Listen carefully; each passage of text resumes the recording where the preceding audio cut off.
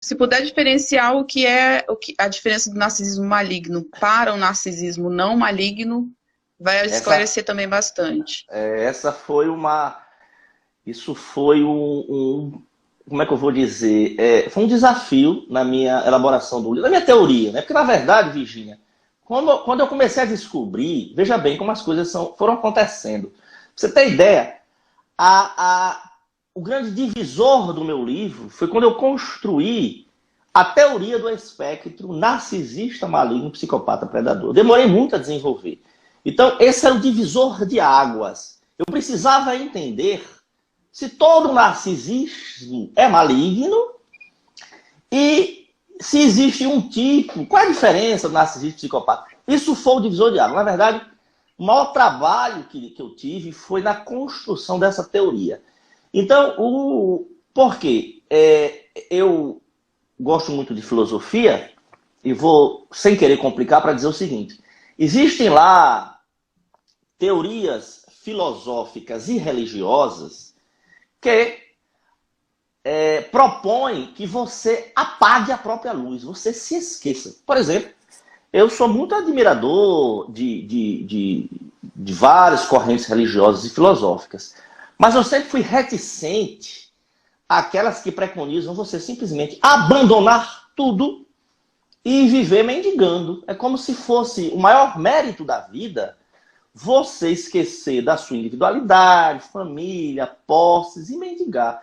Eu ficava pensando, imagine, se você se apaga, se esquece, você vai se transformar num fardo para a sociedade. Porque se você vai pedir esmola, alguém está produzindo. É. Então, assim, existem várias teorias e correntes ao longo da história que dizem isso, inclusive correntes religiosas e filosóficas, tá? E aí, eu via muito pessoas dizerem que o fato de você querer se promover, você querer subir na vida, você querer galgar novos patamares, isso eu sempre vi isso como uma coisa benéfica. Até porque quando você sobe carregando outras pessoas, Sim. beneficiando outras pessoas, por exemplo, você monta uma empresa. Do nada. O risco do empreendimento é do negociante, do empreendedor. Na hora que você deu certo, porque boa parte das empresas quebram, você está ali, os empregados ganhando, alimentando suas famílias, o governo recebendo o tributo. Como é que a pessoa vem dizer que um cidadão desse, ele é ganancioso, é uma coisa demoníaca? Então, o que é que eu... E outra, nesses dias de hoje também, em que tem, graças a Deus, nós temos um multiculturalismo, tem a questão da beleza física. E eu vejo pessoas, às vezes, que ficam, não, é porque estão preocupando com a beleza demais. Eu disse, olha, gente, sério, eu não vejo o fato de você se preocupar ou com a beleza, ou se você quer ser um artista bem-sucedido, eu não vejo o problema. O referencial, foi daí que eu criei a diferença, e foi daí que eu assisti, chegou para mim, por indicação até de outras pessoas, os filmes de Picasso, que isso fez uma diferença enorme. Porque eu dizia para as pessoas isso, eu dizia, olha, você quer conhecer o narcisista maligno?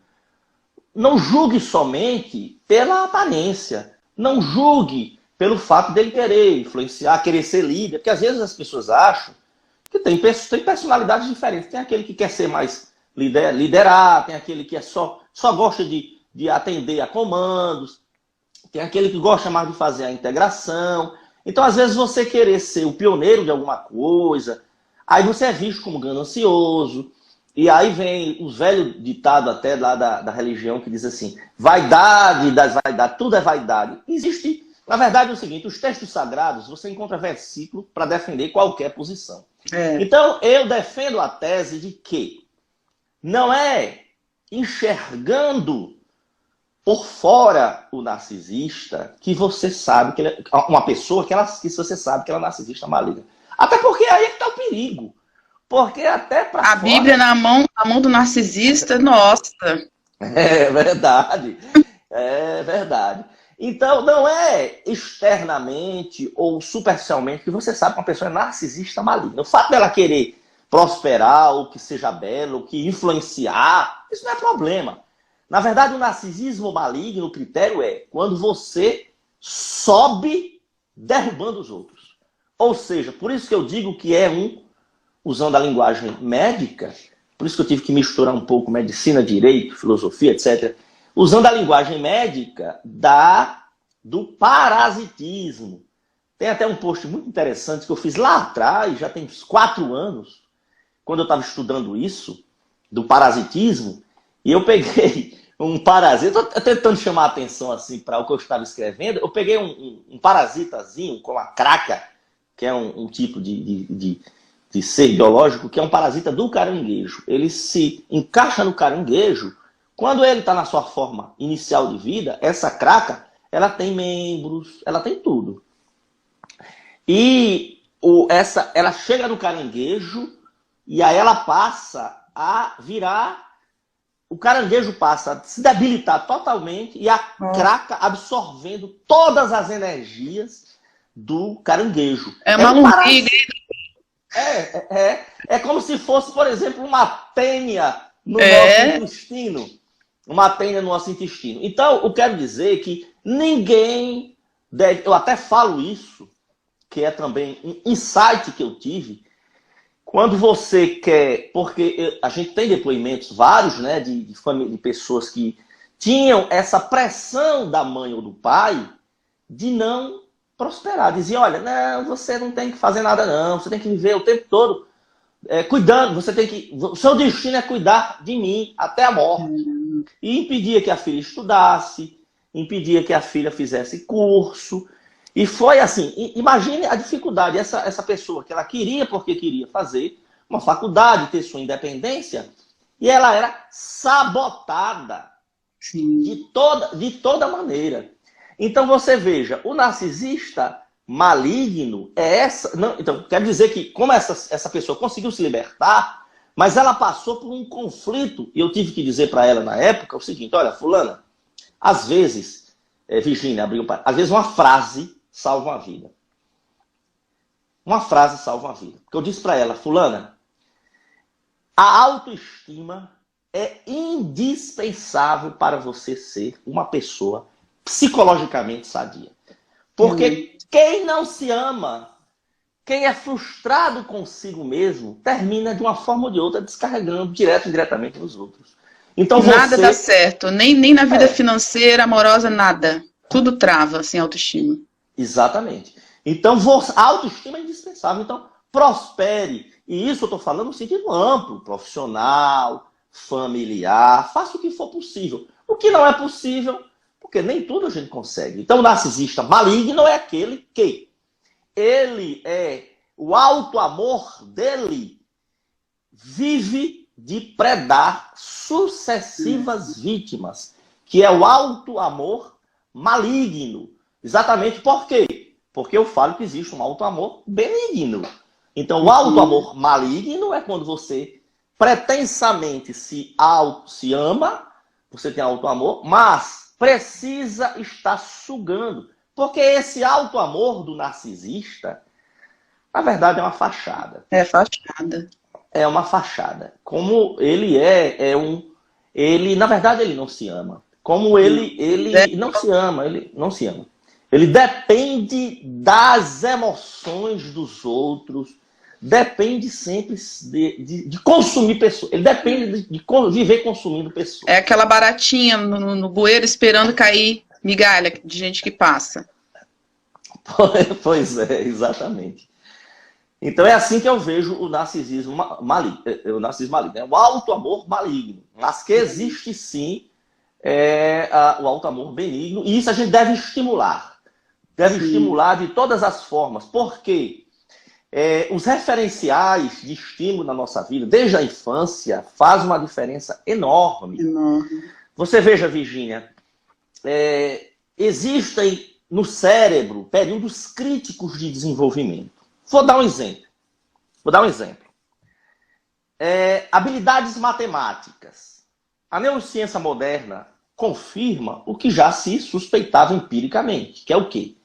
Se você não aprende matemática até a puberdade, um pouco mais, nunca mais você vai aprender matemática de verdade. Porque exige um nível de abstração que existe um período crítico. Do mesmo jeito que música. Se você não aprende música até a puberdade um pouco mais, você até vai aprender, mas nunca vai desenvolver. Não quero dizer que essas habilidades não se desenvolvam, mas nunca é a mesma coisa. Do mesmo jeito como o idioma. Tanto que o idioma que você aprende até a puberdade, você aprende até absorvendo como uma esponja. Depois que você chega na idade adulta e vai aprender idioma, é uma dificuldade enorme.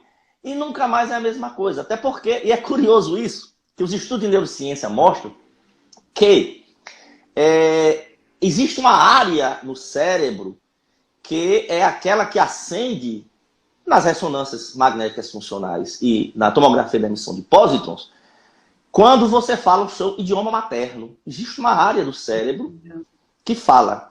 Existe outra área quando é outros idiomas que não são o seu idioma que eu vou dizer, o seu idioma que você aprendeu até a puberdade, por aí. Entendeu? Então, existe, eu quero dizer com isso, veja, que nós temos períodos críticos de desenvolvimento. Onde é que eu quero chegar? Se nós temos habilidades, no sentido de intelectuais, afetivas, de emoção, nós temos um período crítico de desenvolvimento dessas áreas do cérebro. Se a criança, durante esse período crítico, ela vive eternamente no estado de fuga ou luta, isso vai causar uma disfunção nessas áreas, que são as áreas do lobo temporal, lá do hipocampo, da amígdala, a área lá do giro do cíngulo, a área lá do córtex pré-frontal. Por isso, por que crianças, por que pessoas vítimas de abuso na infância têm essa constante reclamação de que tem dificuldade de aprendizado, eu ia dificuldade de concentração? Já aproveitamos e já faço essa pergunta, que é sobre exatamente isso, né? Isso Quais é são muito os comum. danos culturais nas vítimas e se queixam de atrasos neurológicos, falta de concentração, falta de atenção? Porque nós temos aí umas partes do cérebro que elaboram vamos lá, a amígdala, que fica, é uma região, a amígdala cerebral, porque nós temos várias amígdalas, temos a amígdala na garganta, temos a amígdala no cerebelo e temos a amígdala no lobo temporal, que é aqui, ela fica aqui nessa parte inferior e medial do cérebro. A amígdala é o centro do medo, é aquilo que faz com que você dispare a reação de proteção, de que reconheça o perigo iminente. Alarme. É o alarme, pronto. Lá vizinho à amígdala tem uma estrutura que é indispensável para a memória, que é o hipocampo, para você captar a memória. Em cima do hipocampo, são essas 4 arinhas que eu vou usar para mostrar para você onde está a lesão. Lá um pouquinho em cima, nós temos na parte medial do cérebro uma coisa chamada giro do cíngulo, que esse giro do cíngulo ele faz como uma modulação nas reações emocionais. É como se fosse freios e contrapesos, para que você não reaja de mais nem de menos. É como se fosse um modulador. É o sistema parasimpático e simpático ou não? O parasimpático e o simpático, ele é regulado no hipotálamo, é mais na parte central do cérebro, mais arcaica. Aí nós estamos falando da parte mais nova do cérebro, que é a parte do córtex cerebral como um todo. Os animais também têm amígdala, também. Mas falando dos seres humanos, no cérebro, que são os hemisférios cerebrais, porque a parte do diencéfalo, que é a parte central, assim, que fica como se fosse aqui no centro do cérebro, e de lado nós temos os hemisférios. Então, em cada hemisfério cerebral, nós temos um botão do pânico, que é a amígdala. E nós temos um modulador da reação, é aquilo. Na hora que a amígdala é que vai disparar para outras regiões do cérebro que vão regular parasimpático e simpático. O que eu quero dizer é que tem a amígdala, você tem uma área que é uma moduladora ali da amígdala, e você tem 2 áreas que são envolvidas na captação da memória, que é o hipocampo e isso aqui, olha, que é atrás dos olhos, que é o córtex pré-frontal. Veja só, isso aqui é o que nos dá a concentração, o foco, a abstração. Lembra da história que eu falei que nós temos fase crítica do desenvolvimento de certas habilidades, igual eu estou falando da música, da linguagem, de matemática, porque envolve abstração. Matemática envolve abstração, né? Sim. Música envolve abstração. Então, aqui, na hora em que, Virgínia, o botão do pânico está constantemente disparado, ele vai bloquear toda essa cadeia.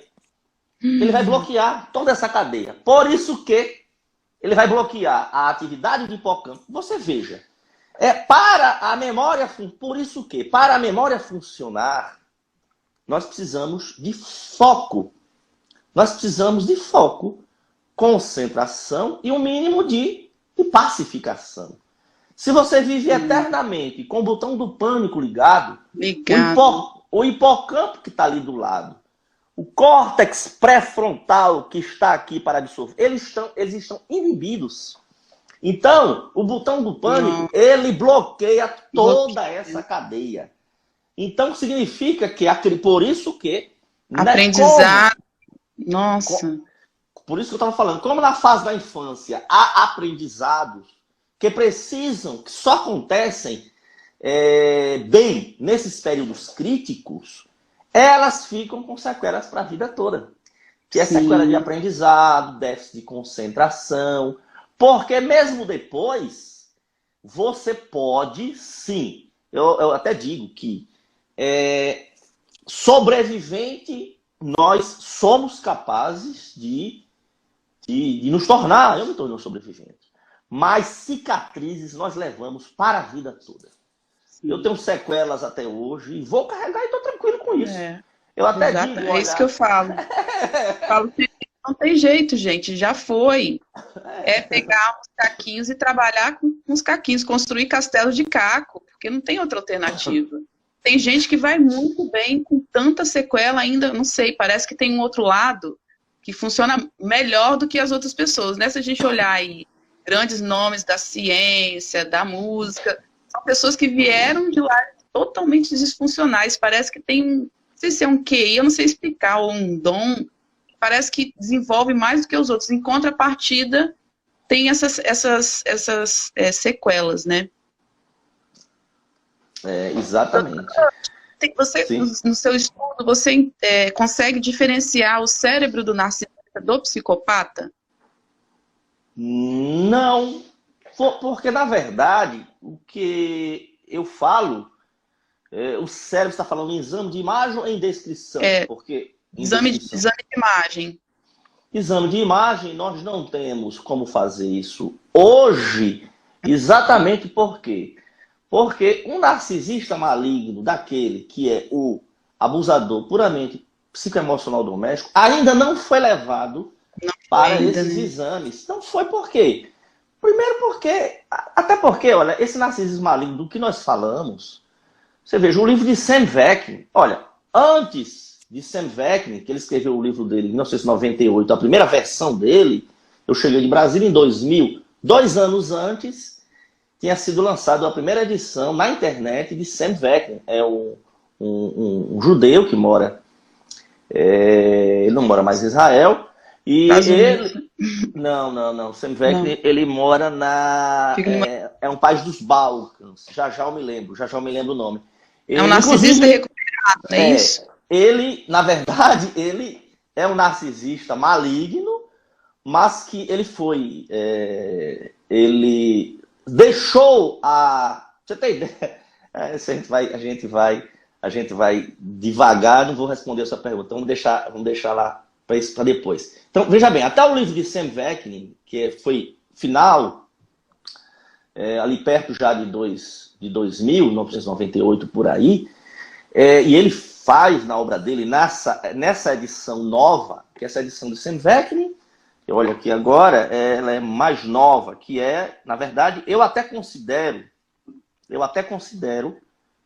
a Bíblia do narcisismo maligno. Quem me pergunta, Curti, qual é a Bíblia do Narcisismo Maligno? Agora é um livro complexo, tá? É um livro complexo, é um livro que não tem tradução, mas assim, tá aqui, olha. Narcisismo Revisitado. Este livro está na sua 10ª... tá aqui. Primeira edição, 10ª impressão revisada. Não sei aqui qual é a edição. 99 foi o primeiro, 2015 esse livro dele agora. Pronto, essa edição nova dele é de 2015. Ele começa logo dizendo aqui, na introdução do livro, tá aqui. Em abril de 97 foi quando ele subiu para a internet a primeira versão do livro, que ele subiu gratuitamente, fazendo um estudo do que não se havia estudado. Por quê? Porque até então os estudos eram sobre o extremo da malignidade, que são os psicopatas. E ele se dedicou a estudar essas formas menos ostensivas do narcisismo maligno, tá certo? Eu fui pegar aqui o livro de Sam Vector, esquecendo a pergunta que você tinha feito. Vamos voltar. Eu fui pegar o livro de Sam Vector e me distraí. Seria a diferença do cérebro. Sim, pronto, exatamente. Então, não existe esses exames funcionais de narcisista maligno de um grau, que eu digo, menos criminoso de malignidade. Porque sempre se estudou o extremo oposto, que é o criminoso no sentido de assassino serial, estuprador profissional. Quando eu dava aula de medicina legal, anos atrás, eu fazia a diferença do psicopata de sangue e o psicopata que não é de sangue. E eu já dizia nas aulas que nem todo psicopata mata. Porque eu dizem que até eles quase não assassinam, né? A maioria não comete assassinato. Mas você veja, lá atrás eu já tive esse insight, que foi em 2000, não lembro agora, 2008, 2009, por aí. Eu tive esse insight que existia um psicopata de sangue e outro tipo de psicopata. Aí eu falava, na minha cabeça, na época, quando eu dava aula de medicina legal, que existe o psicopata criminoso serial, ou sexual e o financeiro. Naquela época, eu já tinha desenvolvido essa minha visão. Só que eu falava em termos de psicopata, do extremo ao de lá. Eu nunca tinha passado pela minha cabeça que um dia eu fosse enveredar... Não, enveredar por essas formas menos estudadas, que é o abuso camuflado, o abuso doméstico. Para mim, isso foi uma descoberta assim. Então, não existe ainda por isso. Porque se, na verdade, aqui no Brasil, pouco se fala, pouco se sabe sobre isso. Tá? A própria justiça é uma coisa assim que eu fico muito triste quando eu vejo a total despreparo. Mas assim, uma pessoa me perguntou numa exposição que nós fizemos, uma colaboradora nossa, ela que sofre com um narcisista maligno há muito tempo, e ela só levou lapada na justiça. Tudo o cara ganha, e ela, que é a vítima, só leva na cabeça. E chega lá nas audiências, ele com a cara de sofredor, de que é um assim despossuído. E ela foi mal, gente, é assim mesmo.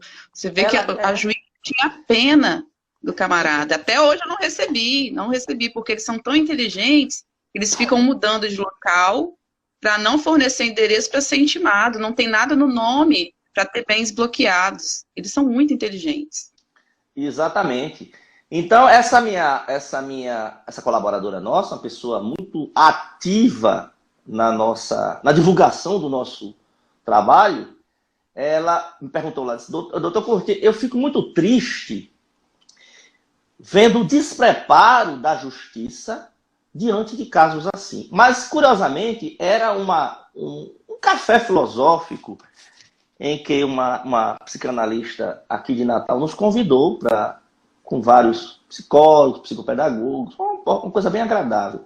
Mas eu disse para ela, fulana, olha, se eu disser para você que eu fico muito doído quando eu vejo que a justiça é despreparada. Mas se eu disser para você que eu vejo o despreparo dos profissionais de saúde mental, então, você imagina, se nem os profissionais de saúde mental, por isso que a gente tem que divulgar. Olha, se os profissionais, primeiro, que o juiz ele não tem formação psicológica. Ele vai precisar, deveria ter, né? Deveria. Ele vai precisar, para tomar uma decisão, alguém que entenda. Um parecer. Geralmente vem quem? Um assistente social, um psicólogo. Aí você veja, se você tem pessoas que nunca ouviram falar, tem um colega nosso aqui, vários colegas aqui, que foram para a nossa sessão de autógrafos do livro de papel e depois nos procuraram, que compraram vários livros e pediram para eu dedicar a varas de família e a varas de violência doméstica. Nossa, isso é lindo. Dá vontade de chorar de emoção, porque isso é tão precioso. Conselho tutelar, já acompanhei vítima aqui, de menor. Existe uma ignorância. E assistentes sociais nem sonham. E tentam apaziguar e falar assim, olha, tem que, induz o adolescente e a criança a fazer as pazes com a mãe. Muitas vezes é narcisista. É triste, é triste. Falta de conhecimento mesmo, não é má vontade. Exatamente. O que a própria faculdade de psicologia e a psicanálise também é meia página de DSM. Nós, sobreviventes, nós não existimos no DSM, né? Verdade. Nós, sobreviventes, não existimos. Tem protocolo para quem tem depressão, mas quem passa por abuso narcísico não tem protocolo. Não somos assistidos em nenhum lugar. Só quem realmente tem o conhecimento. Eu soube que a autora do livro Abuso Moral, às vezes, né, os juízes daqui importam ela para algumas audiências, não sei se é verdade. Esses casos mais difíceis, onde tem muita manipulação, aqui no Brasil eles trazem, ou já trouxeram ela para poder tentar solucionar quando envolve níveis de psicopatia envolvendo o narcisismo. Isso é verdade. Assédio Moral, o nome do livro. Assédio Moral, qual? Não sei. Como é o nome da autora? Francesa? Eu tenho um livro. Não é a Iriguaiana, não, que eu falei? Não, Abuso Moral de Fraqueza e Outras Manipulações. Eu tenho esse livro. Não sei. Essa autora, eu ouvi dizer que ela tem que ver, olha só, não tem profissionais que entendam, tem que se importar para poder desvendar casos que nem o próprio os juízes e promotores não conseguem resolver sozinhos. Pois é. O Sam Vaknin, ele propõe, numa das obras dele, porque esse livro dele é o que eu chamo a Bíblia do Narcisismo, que é o Auto-Amor Maligno, mas ele tem várias obras meio que divididas, pequenininhas. Tem uma que ele fala, inclusive, sobre o relacionamento com a mãe dele, né? E em várias partes da obra dele, ele fala isso que você acabou de dizer, diz que deveria e tem que haver um dia uma codificação para a vítima do abuso narcísico. Ele diz isso. Porque nós ficamos desamparados. Até porque a pessoa, na verdade, ela tem uma síndrome pós-traumática complexa, é diferente. A maioria. É uma coisa diferente. Então, assim, você sabe um diagnóstico etiológico hoje. E Virgínia, se eu disser que nós não temos um CID para narcisismo maligno, narcisismo maligno, nós não temos. Nós temos um CID para a personalidade dissocial, que é como eles hoje no CID chamam o psicopata e nos Estados Unidos chamam antissocial. Temos o CID para a personalidade histriônica, que é uma coisa, inclusive, que está para desaparecer. Por muito pouco, no novo DSM, não foi tirada essa terminologia, personalidade histriônica. Nós temos um CID lá para personalidade com estabilidade emocional, que é o borderline, mas nós não temos um CID para narcisismo maligno. Então você veja, aí eles botam lá tem um CID lá que deixa em aberto, outro tipo específico de transtorno de personalidade. Mas para você ver como é uma coisa, assim, nós estamos ainda engatinhando Engatinhando. nessa seara. Eu acho que a gente já fez muito, mas nós estamos engatinhando. Até porque, veja a dificuldade de você fazer estudos de ressonância magnética no abusador doméstico. Veja a dificuldade. Uma das perguntas mais sofridas que eu escuto e que tenho dificuldade em resolver, eu tenho várias pacientes cujas mães, elas são as pessoas maiores anjos que você pode conhecer fora de casa. Então, assim, dentro de casa, essas filhas que me procuraram, elas são totalmente sequeladas. Só que elas são sequeladas e foram sabotadas para se tornarem dependentes de toda forma da mãe. Porque na época impediu de estudar. Então hoje elas estão numa sinuca de bico. Por quê? Primeiro que ninguém acredita. Ninguém acredita. Ninguém acredita. Uma delas conseguiu, sim, outra não conseguiu. Mas uma delas passou a fazer aquilo que eu sempre oriento. Olha, ninguém acredita em você e ninguém vai acreditar se você não tiver evidência. E aí esta paciente, uma delas, outras não, realmente passou a gravar filmagem mesmo, sim, e áudios. Então ela hoje tem. Mas assim, eu que inclusive conheci a mãe dela, se eu não tivesse vendo aqueles vídeos, não ia acreditar. Na linguagem de alguns, só pode estar endemoniada, o pessoal diz. Porque é outra pessoa, é impressionante. Não é a mesma pessoa. Não é a mesma pessoa que eu conheço. Mas eu estava ali, eu tenho os áudios e tenho os vídeos. Meu Deus do céu, essa pessoa que era uma pessoa supostamente caridosa, boazinha, faz isso em casa? Não, e ela ainda maltrata a filha e a mãe dela. Não, e a mãe dela, que é a avó da minha paciente. E a mãe dela tem quase 90 anos. Ela tem lá as gravações, esculhambando, entendeu? E Sam Vaknin, que é um narcisista maligno, confesso, que eu considero, já é bem a quinta vez que eu digo isso, que é o livro mais completo, apesar de eu ter algumas discordâncias assim, mas ele é o meu mais completo, sem dúvida. Ele, pra você ter ideia, lá em Israel tem o serviço obrigatório das Forças Armadas.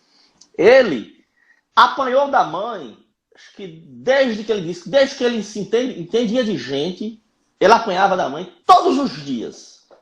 A mãe humilhava, apanhava. E ele tão desesperado que ele foi servir o exército antes do tempo. Ele foi servir o exército antes do tempo para poder sair de casa. E daí ele passou a trabalhar, tem uma história muito comprida. Depois, ele passou a morar lá num dos países, esqueço agora o nome, na Macedônia, lembrei, pronto. Ele mora hoje na Macedônia, que é ali nos Balcãs, antiga a ex-Iugoslávia, ali na Macedônia, fica ali exatamente, antiga ex-Iugoslávia. Então ele mora na Macedônia e já tem mais de década que ele não tem mais nenhum contato com a terra dele, que é para não chegar nem perto da mãe.